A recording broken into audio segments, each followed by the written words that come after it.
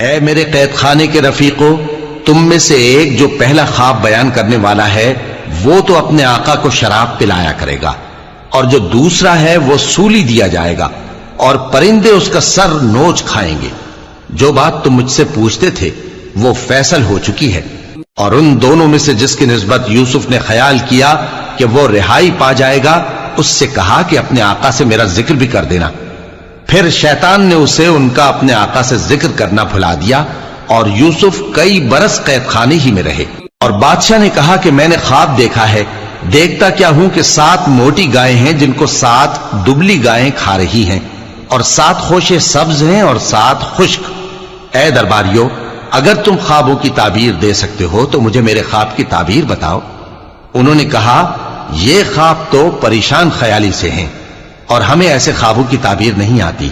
اور وہ شخص جو دونوں قیدیوں میں سے رہائی پا گیا تھا اور جسے مدت کے بعد وہ بات یاد آ گئی، بول اٹھا کہ میں آپ کو اس کی تعبیر لا بتاتا ہوں، مجھے قید خانے جانے کی اجازت دیجئے۔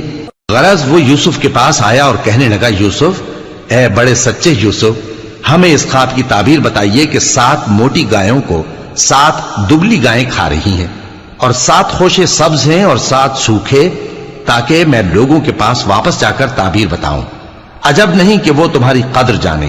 انہوں نے کہا کہ تم لوگ 7 سال متواتر کھیتی کرتے رہو گے، تو جو غلہ کاٹو تو تھوڑے سے غلے کے سوا جو کھانے میں آئے باقی کو خوشوں میں ہی رہنے دینا۔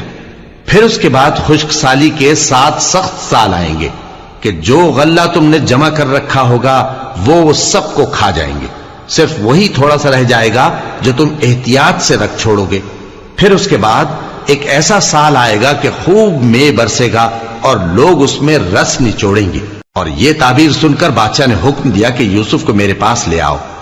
سو جب قاصد ان کے پاس گیا تو انہوں نے کہا کہ اپنے آقا کے پاس واپس جاؤ اور اس سے پوچھو کہ ان عورتوں کا کیا حال ہے جنہوں نے اپنے ہاتھ کاٹ لیے تھے، بے شک میرا پروردگار ان کے فریب سے خوب واقف ہے۔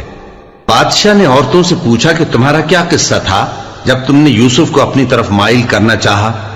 سب بول اٹھیں کہ اللہ پاک ہے، ہم نے اس میں کوئی برائی معلوم نہیں کی۔